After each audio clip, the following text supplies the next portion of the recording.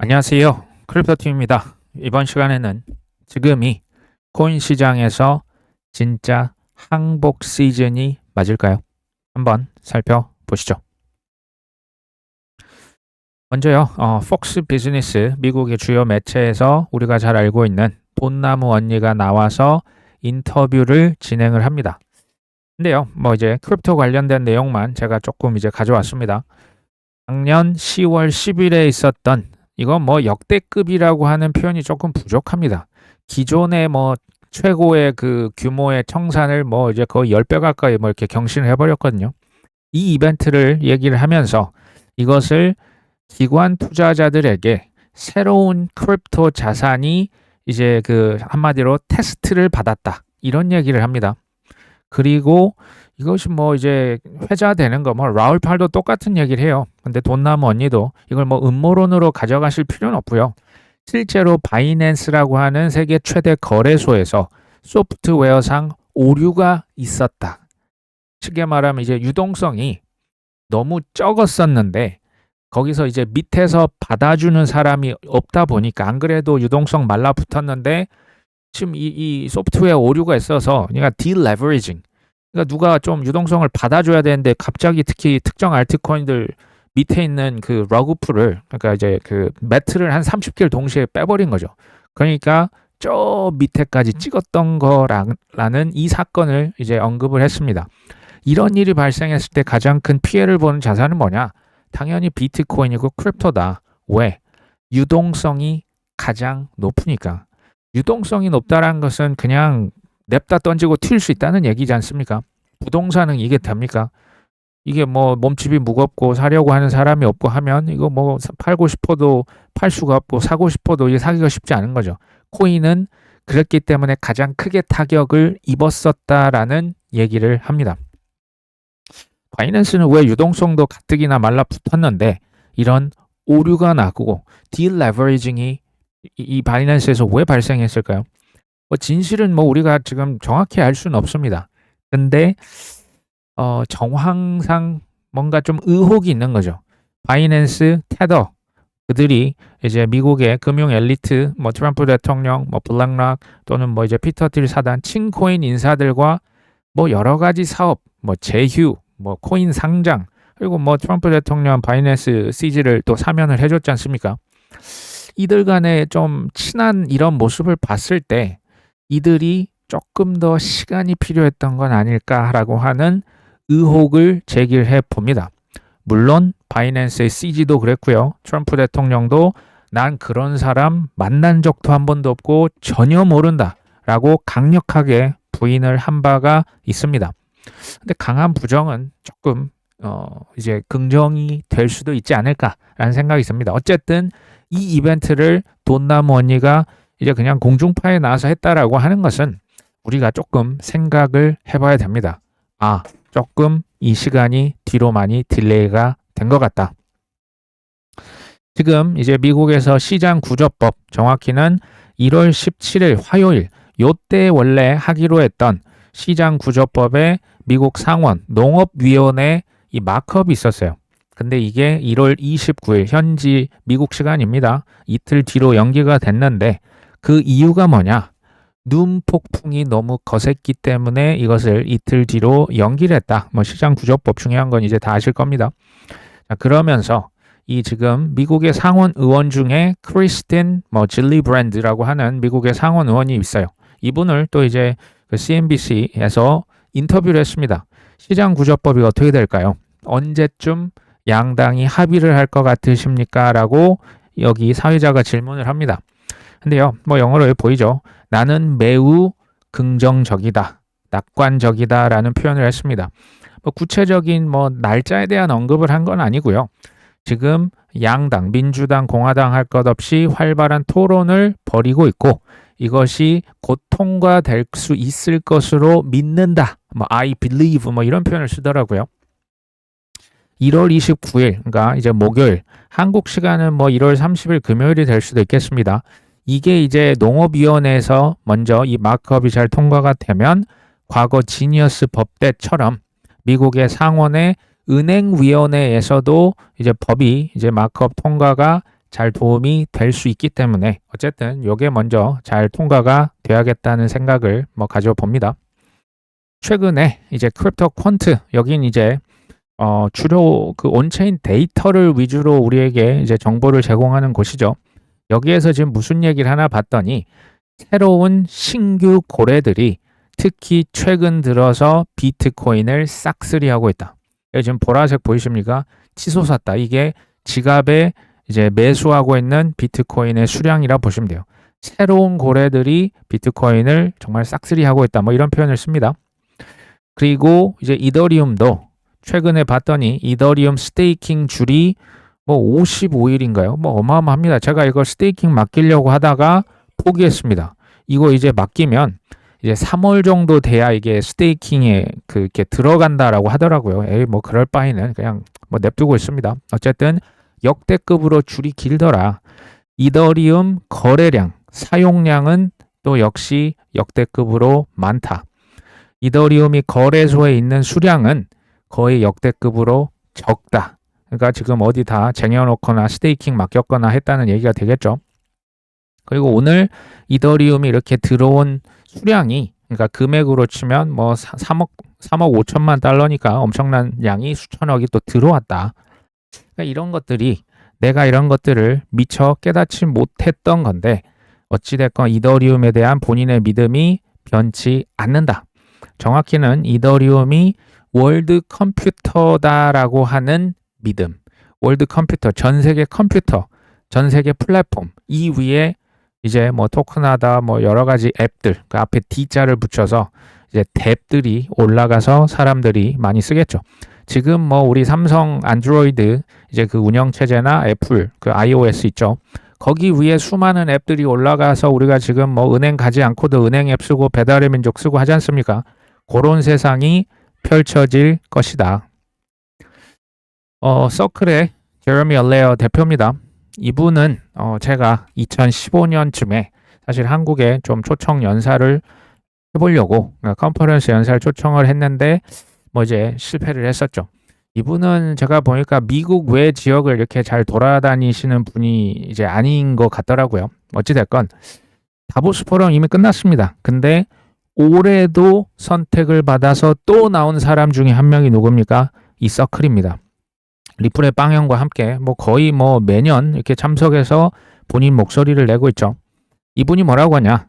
앞으로 3년에서 5년이 지나면 AI 에이전트가 수십억 대가 돌아다닐 것이다. 그들이 무엇을 쓴다? 크립토를 쓸 것이고 스테이블 코인을 써서 가치를 번개와 같은 속도로 이동시킬 것이다 라고 언급을 합니다. 저는 당연히 이게 이루어질 거라고 보고요. 관건은 그러면 3년이 걸리냐 5년이 걸리냐는 모르지만 확실히 될 거라고 정말 생각을 만약에 하신다면 이 디지털 가치란 표현을 쓰잖아요. value면 이 value가 올라갈 고속도로 어떤 사람 철도 그 망을 우리가 미리 선점하자는 거예요. 그렇죠? 미리 선점을 해놓거나 혹은 그 디지털 가치가 왔다 갔다 할 때 담보로 쓸 수 있는 왜 미래도 어차피 빚을 권하는 사회가 될 테니까 그 비트코인이나 이더리움과 같은 초우량 자산, 초우량 네트워크망을 그때까지 몇 개나 들고 있을 수 있겠냐 이런 싸움이 되지 않겠냐라는 생각이 듭니다. 이것도 다보스 포럼으로 추정이 됩니다. 여기에 이제 뱅크 오브 뉴욕 멜론 그러니까 BNY 멜론이라고 하는 미국의 240년 된 은행이 있습니다. 1784년 조선시대 때 생긴 이제 미국에서 제일 오래된 은행입니다. 자산 규모도 전혀 이제 작은 은행이 아닙니다. 미국에서 13위 정도 기록을 하고 있는데요. 여기에 대표가 나와서 뭐라고 했냐? 우리는 인공지능에 대해서 흥분을 하고 있다. 라고만 한 게 아니고요. excited, 이제 흥분됐다 about AI, 인공지능, 비트코인, 이더리움 그리고 크립토까지 포함이 되어 있습니다. 물론 스테이블 코인도 이 크립토 안에 들어갑니다. 제가 이런 걸 보면서 예나 지금이나 똑같은 얘기를 계속 드려요. 이미 오래 전부터 그들은 답안지를 여러 번 수차례 반복적으로 보여줬습니다. 그러면 우리는 투자에서 왜 실패를 할 것이냐? 저는 몰라서 그런 것도 있어요. 부족한 지식이 우리의 어떤 확신을 흔들거든요. 좀 더 이제 구체적으로 저는 말하면 실패하는 이유는 믿어지지 않아서. 그러니까 왜 안 믿어질까라고 생각을 해보시면 되겠죠. 그러니까 믿지 않는데 대신에 욕심은 정말 뭐 이렇게 풀로 차다 보니 욕심에 눈이 멀어서 이 두 가지가 조합이 될 수도 있다라고 생각을 하거든요. 인컴 샥스라고 하는 사람, 트위터 X에 가서 한번 팔로우 하시면 될 것 같아요. 제가 이분의 어떤 트윗을 보면서 굉장히 큰 통찰력을 실은 이번에 좀 발견을 했습니다. 이 사람이 지금 뭐라고 하냐면 특히 작년 11월 22일 요때 뭐 분위기 좋았겠습니까? 뭐 안 그래도 10월 10일 이후로 계속 흘러내릴 때입니다. 그쵸? 그때 크립토 항복, 이게 영어로 capitulation이라고 하는데 항복 아닌 것 같은데 이런 표현을 씁니다. 그러니까 항복이라 하면 찐 바닥쯤 되겠죠. 이 항복이라는 게 원래 그 이제 작년 이제 11월 말에 이런 일이 있었대요. 사람들이 막 팔더랍니다. 팔고 밑에서 이 코인을 내가 다시 잡으려고 시도를 하더라. 근데 본인이 봤을 때 그거는 진정한 의미의 항복이 아니라는 거죠. 그러니까 사람들 여기서 이제 더 이제 바닥으로 더 떨어질 수 있다 이렇게 얘기하면 누가 좋아하겠습니까? 사람들을 날 미워할 줄 아는데 근데 내 생각에는 아직 진짜 바닥은 아닌 것 같다라고 얘기를 합니다. 이제 1월 26일, 27일 기준으로 이 사람이 이렇게 얘기를 한 거예요. 뭐 몇 달 지났네요. 근데 이제는 조금 항복, 괄호 열고 닫고 진짜 바닥처럼 느껴집니다라는 표현을 써요. 왜? 지금 이제 우리 대중들 뭐 우리나라만 그런 거 아닙니다. 전 세계 지금 반응을 보시면 시즌 종료다, 끝났다, 사기다, 불법이다. 그리고 지금 여전히 대롱대롱 달려있는 분들이 지금 온통 머릿속에 무슨 생각하냐? 한번 펌핑 제발 좀 알아. 왜? 좀 팔고 본전이라도 좀 찾을 수 있는 기회만 주십시오라고 기도하고 있다는 얘기예요.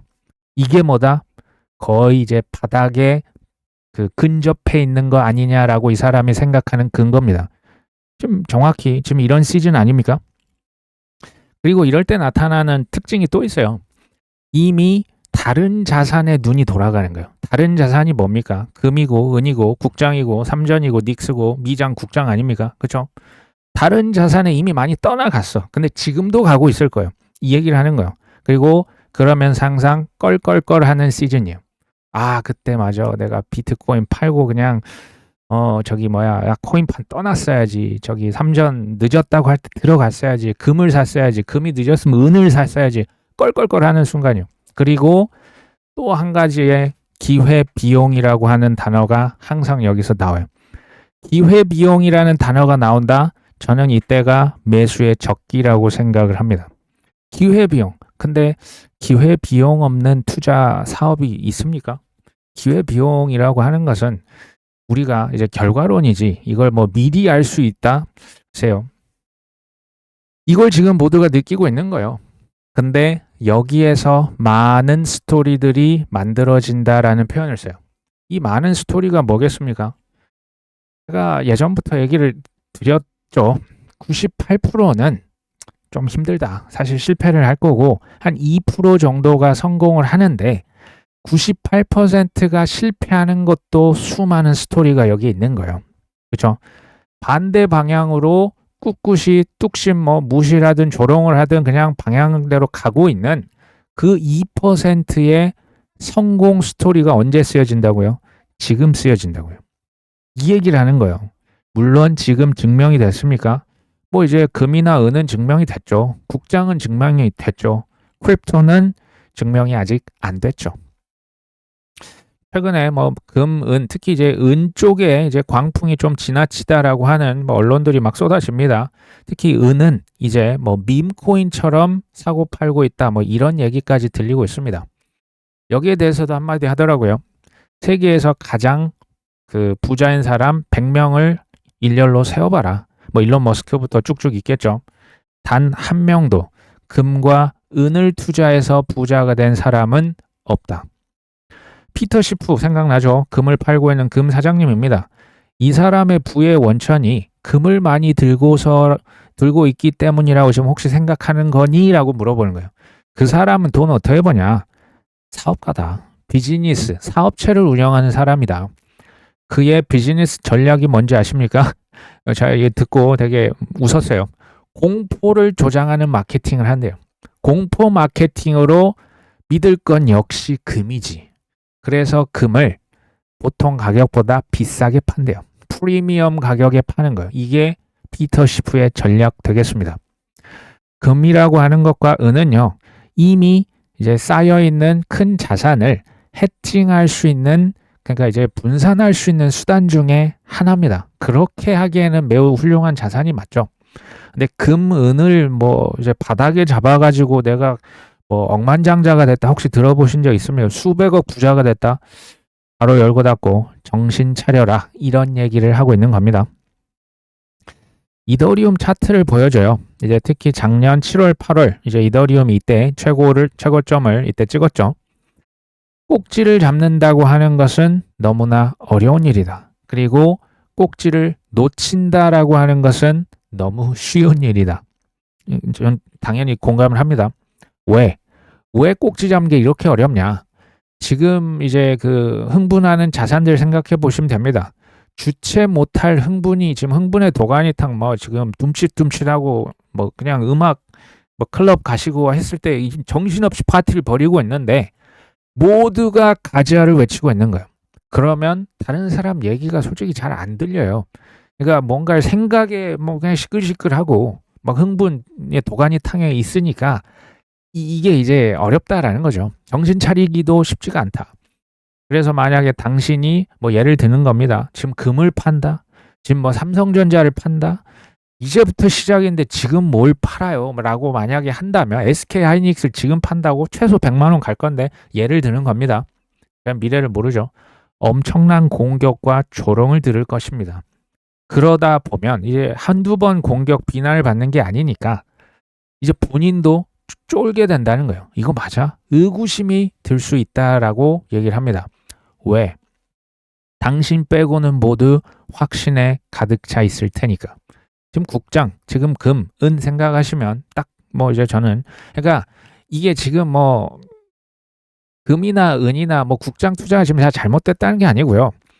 잘 빠져나올 전략을 잘 짜셔야 된다는 얘기예요. 그러니까 지금 뭐 큰 돈을 넣는 거 이건 제가 볼 때 굉장히 지금 거품이 많이 낀 가격이기 때문에 위험하다는 얘기예요.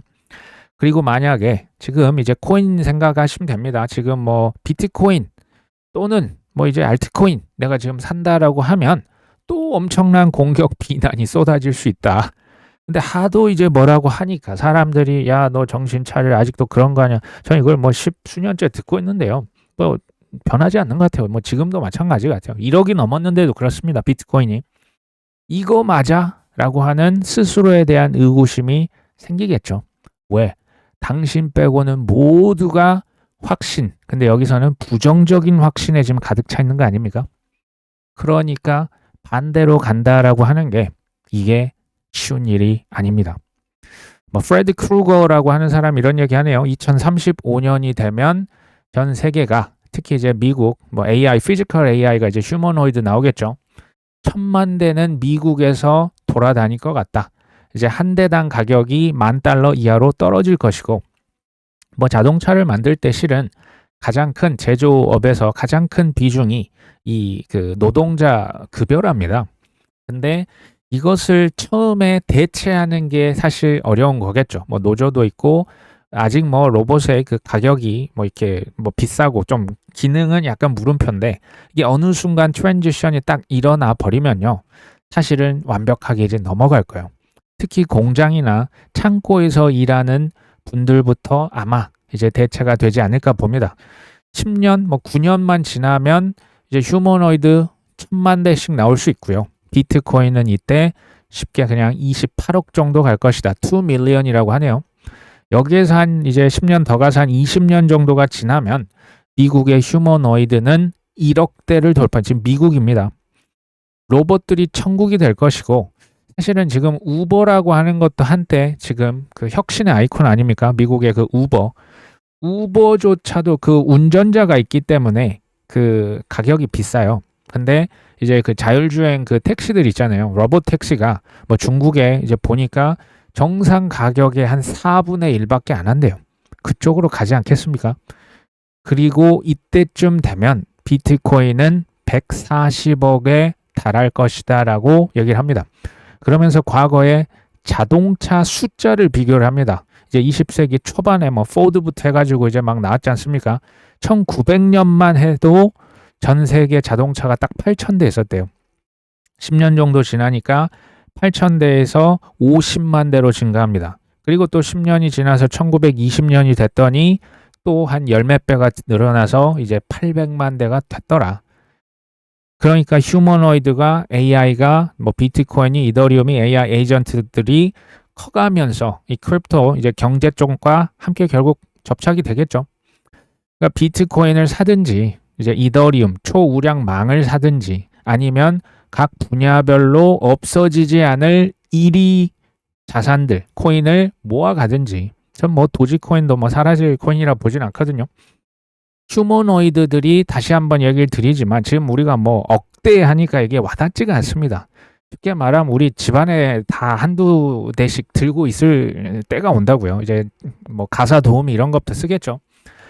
실물, 이들이 실물 금을 쓰고 은을 써주고 종이화폐로 우리 쇼핑을 봐줄 수 있겠냐라는 거예요. 그게 아니겠죠. 코인을 쓰고 토큰화를 쓰고 뭐 디지털 화폐를 써서 우리들의 심부름꾼을 이제 역할을 잘 해줄 것으로 생각을 합니다.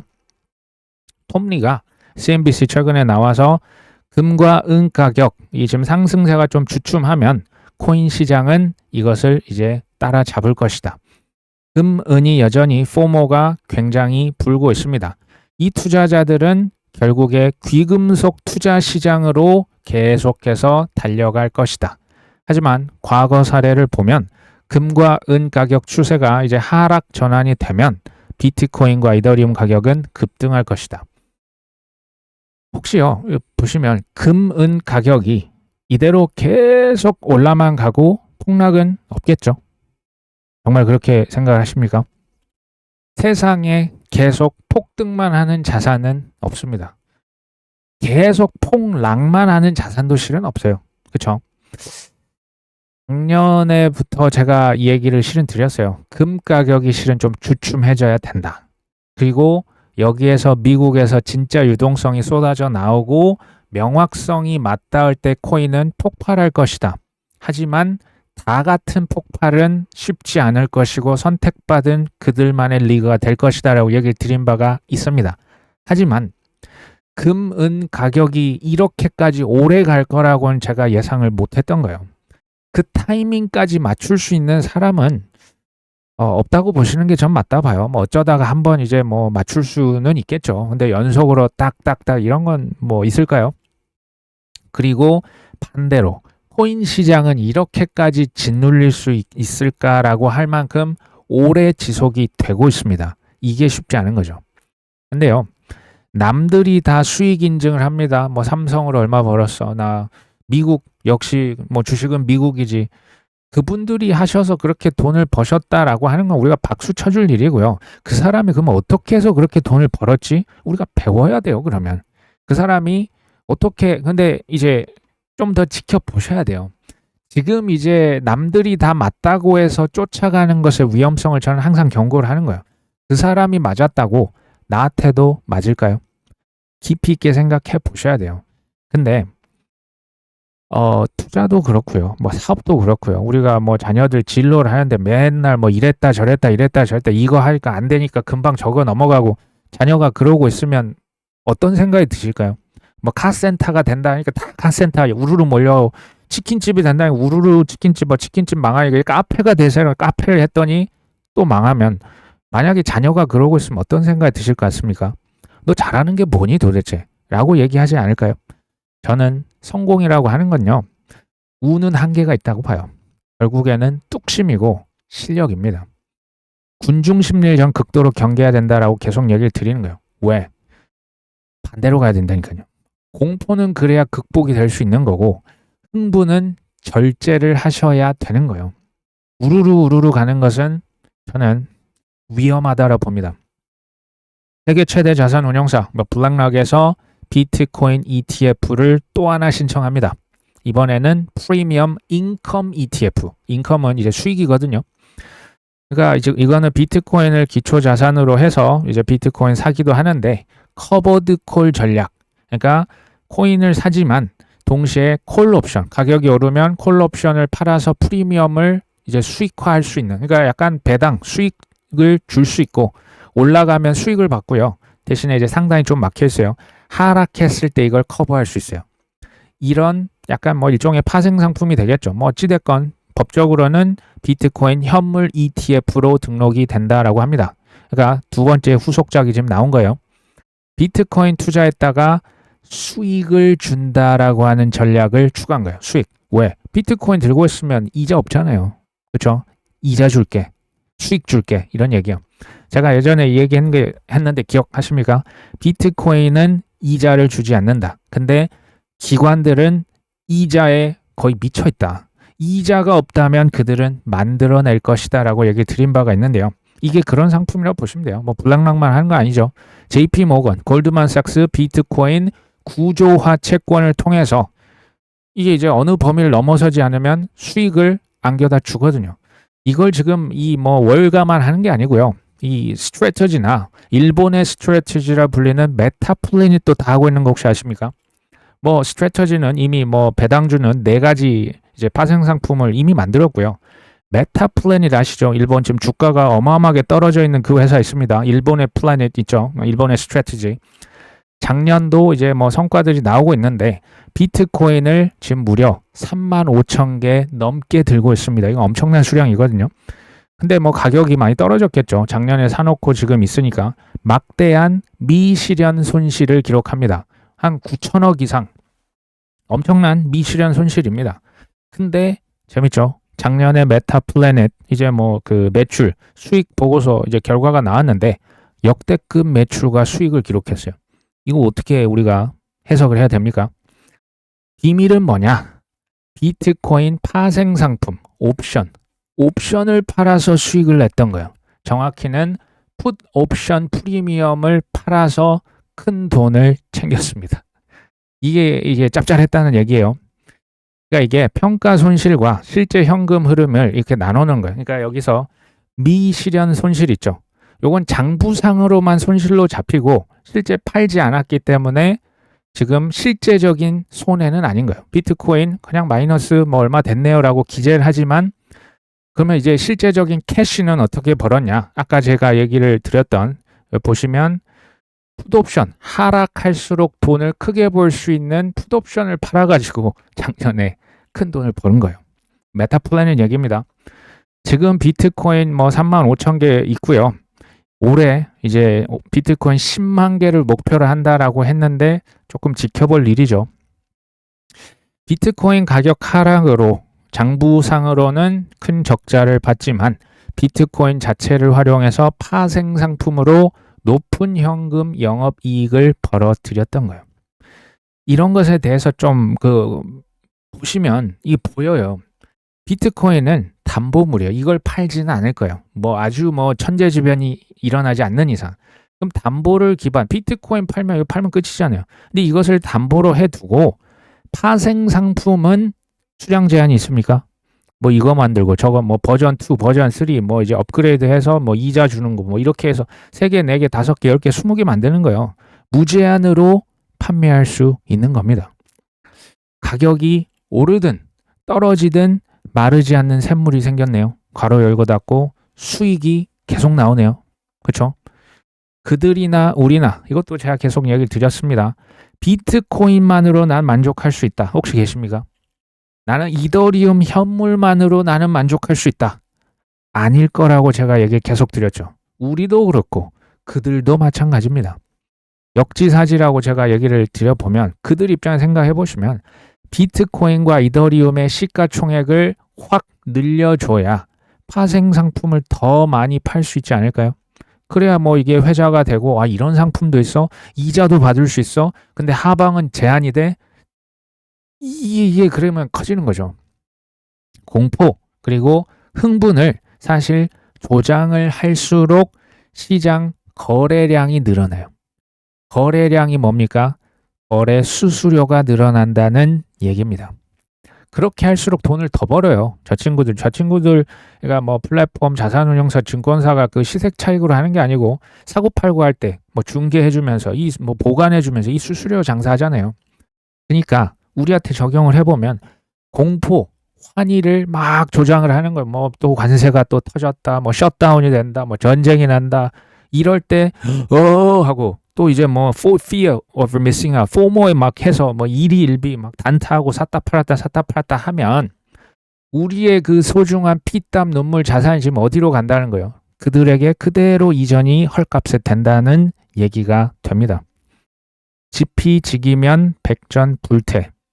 나를 알고 상대방을 알면 지지 않는다. 아시죠? 전화 오후반 방송하고 있는 제 동생이 뭐 트럼프 대통령, 우리가 뭐 미국 사람도 아닌데 미국 정치를 왜 배웁니까? 뭐 전쟁을 누구랑 하든 솔직히 뭐 우리가 적이라고 하면 좀 그렇지만 전 세계 글로벌 엘리트, 그러니까 이 판을 짜는 사람들에 대해서 우리가 잘 배워야죠. 그래서 우리가 트럼프 뭐 지금 정치를 떠나서 투자자 입장으로서 공부를 안 할 수가 없는 거예요. 적에 대해서 저희가 그래서 얘기를 드리는 거고, 우리 구독자님이 하실 일은 본인에 대해서도 철저히 파악을 하셔야 돼요.